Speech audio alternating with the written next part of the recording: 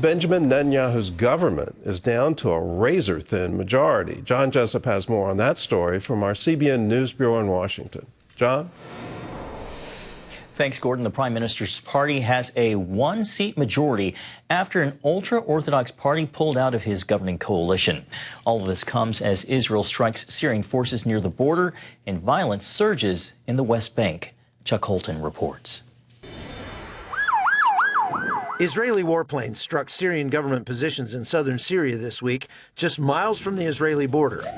The airstrikes targeted regime forces accused of backing tribal militias attacking Druze civilians in Sweida province. The truth is that the de facto authority is an exclusionary power and cannot execute.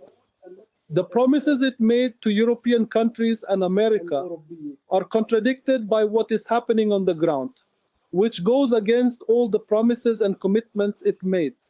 It is unable to control those groups.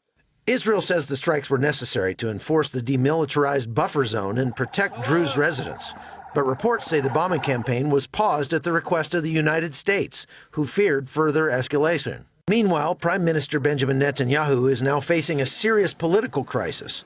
The ultra-Orthodox United Torah Judaism Party has officially left the coalition over a proposed draft law that would require yeshiva students to serve in the military. That move drops Netanyahu's majority to just 61 seats, barely enough to govern, and it's already sparking celebration among some Orthodox communities. They want to recruit us in the army and to destroy us. And thank God we welcome them, that they've returned to us. They made the best move they could have done. The fallout could complicate ceasefire talks with Hamas and give far-right members of Netanyahu's coalition even more leverage to push for a prolonged war in Gaza. And in Judea and Samaria, tensions are boiling.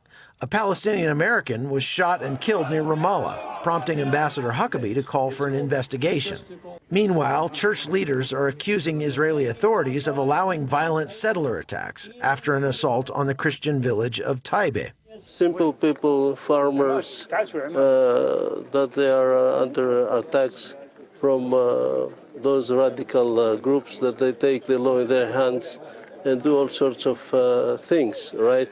And therefore, it's part and parcel of our moral obligation to raise our voice and awareness. The Knesset is now preparing hearings on full Israeli sovereignty in Judea and Samaria, even as violence across the region continues. From Jerusalem, I'm Chuck Holton for CBN News.